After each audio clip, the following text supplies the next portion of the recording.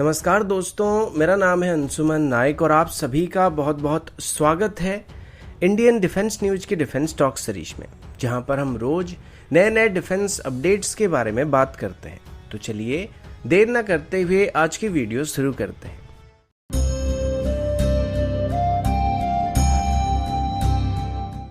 आज की पहली अपडेट इंडियन एयरफोर्स की तरफ से, और अभी हम इंडियन एयरफोर्स की स्ट्रेटेजिक बॉम्बर एयरक्राफ्ट के बारे में बात करने वाले हैं। वैसे अभी तक देखा जाए तो हमारे पास कोई भी स्ट्रेटेजिक बॉम्बर मौजूद नहीं था। अब स्ट्रेटेजिक बॉम्बर्स की बात करें तो ये वो बॉम्बर्स होते हैं जो कि लॉन्ग डिस्टेंस मिशन को कर सकते हैं और एक ही बार में बहुत ही भारी मात्रा में बमबारी वगैरह कर सकते हैं। इस कैटेगरी के अंदर यूनाइटेड स्टेट की B-2 spirit, B-52, B-1 lancer, China की सियान S-6 और रशिया की Tu-22, Tu-95 और Tu-160 ऐसे एयरक्राफ्ट आते हैं। लेकिन आज तक भारत की तरफ से कभी भी इस कैटेगरी की एयरक्राफ्ट को एक्वायर करने के बारे में सोचा नहीं गया था। अब इसके पीछे भी कुछ कारण थे, जैसे कि अभी तक भारत का जो मेन एनिमी कंट्री था वो पाकिस्तान था और 1962 के बाद भारत और चाइना के बीच कभी भी जंग जैसे हालात नहीं हुए थे या भारत और चाइना के बीच कोई जंग नहीं हुआ था। तो भारत का जो प्राइमरी फोकस था वो पाकिस्तान के ऊपर था, जिसके साथ हमने कई जंग लड़ चुके हैं और ऐसे में हमारा जो पूरा फोकस रहा था वो पाकिस्तान के ऊपर था। और जहां तक पाकिस्तान की बात रही तो पाकिस्तान कोई बहुत बड़ा कंट्री नहीं है और भारत और पाकिस्तान के बीच जो डिस्टेंस है वो भी इतना ज्यादा नहीं था। तो इस वजह से भारत ने कभी भी लॉन्ग रेंज की स्ट्रेटेजिक बॉम्बर की जरूरत महसूस नहीं किया था। बदले में भारत ने अपनी न्यूक्लियर पेलोड को डिलीवर करने के लिए मिसाइल्स को डेवलप करना बेहतर समझा था, जिस वजह से आज तक भारत ने कभी भी बॉम्बर्स को इस्तेमाल करना और उसको खरीदने के बारे में सोचा नहीं गया था। और अगर कभी भी भारत को ऐसे सिचुएशन में बॉम्बिंग करने की जरूरत पड़ती है तो उनके लिए हमारे पास मल्टी रोल एयरक्राफ्ट मौजूद है जिनको ऐसे टैक्टिकल बॉम्बिंग करने के लिए इस्तेमाल किया जा सकता है। लेकिन जब से चाइना के साथ फेस ऑफ हुआ है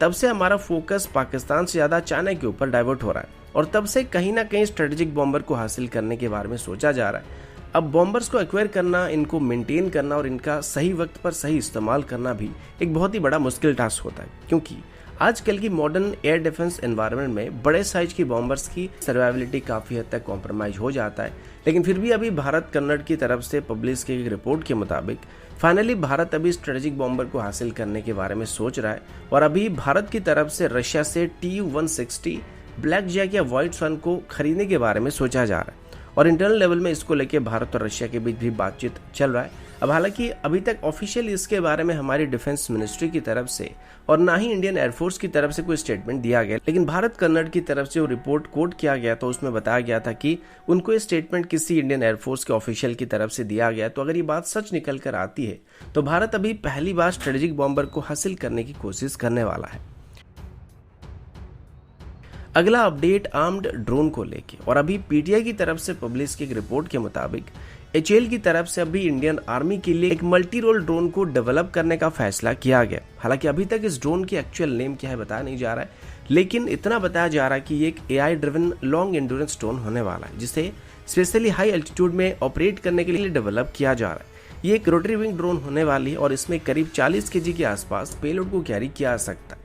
इसमें कैमरा और सेंसर्स के अलावा वेपन को भी कैरी किया जा सकता है, जिसमें छोटे साइज के मिसाइल को कैरी किया जाएगा। अब इसकी पेलोड कैरिंग कैपेसिटी 40 kg के आसपास, तो आप उम्मीद कर सकते हैं कि इसमें लाइट वेट कैटेगरी के वेपन को ही कैरी किया जा सकेगा। अभी इसके लिए HAL की तरफ से दिए गए डाटा के मुताबिक इसकी पहली प्रोटोटाइप को अगले साल की जून या जुलाई तक ही तैयार करने का प्लान किया जा रहा है और जैसे ये प्रोजेक्ट कंप्लीट हो जाएगा तो इनिशियल फेज में यहाँ पे 60 ड्रोन को खरीदने का प्लान किया गया। HAL के मुताबिक इस ड्रोन को एक मल्टी मिशन ड्रोन के तौर पर या मल्टी रोल ड्रोन के तौर पर बनाया जा रहा है, जिसे सर्वेलेंस या स्ट्राइक करने के अलावा जरूरत पड़ने पर हमारे जवानों के पास जरूरी सप्लाई को भी पहुंचाने के लिए इस्तेमाल किया जा सकेगा। इसमें वैरायटी ऑफ पेलोड को इंटीग्रेट करने का भी ऑप्शन रखा जाएगा, जिस वजह से जो भी मिशन के लिए इसको डिप्लॉय करने की प्लानिंग की जाएगी उसी हिसाब से इसमें हम पेलोड का इस्तेमाल कर पाएंगे। इसके अलावा भी इजराइल के साथ मिलकर भी भारत की तरफ से हेरॉन टीपी ड्रोन्स को भारत में ही बनाने का प्लान किया जा, और ये हेरॉन टीपी ड्रोन सबसे नए वेरिएंट होने वाले जिसमें ऑटो टेक ओवर लैंडिंग जैसे सिस्टम के साथ साथ नई सेटकम सिस्टम भी मौजूद होने वाला है।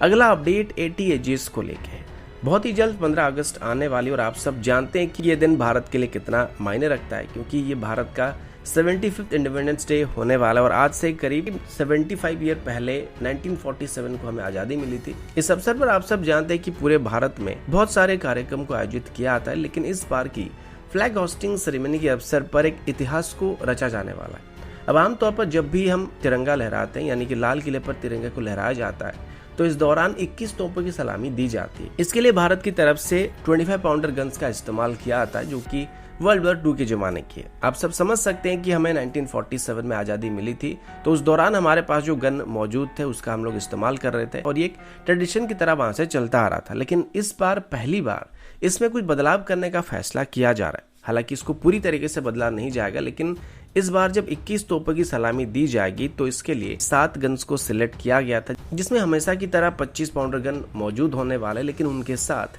इस बार ATGs को भी शामिल करने का फैसला किया गया, जो कि पहला made in India indigenous artillery gun होने वाले, जिसको फ्लैग होस्टिंग सेरेमनी के दौरान फायरिंग करने के लिए इस्तेमाल किया जाएगा। इस दौरान हमारी ट्रेडिशन की तरह 7 25 पाउंडर गन की तरफ से 3 बार फायरिंग की जाएगी, यानी कि हर गन्स को 3-3 राउंड को फायर करने के लिए इस्तेमाल किया जाएगा। लेकिन इसी के साथ ही ATGs की 2 यूनिट को वहां पे फायरिंग करने के लिए इस्तेमाल किया जाएगा और ATGs की 2 यूनिट से 2 राउंड को वहां पे फायर किया जाएगा।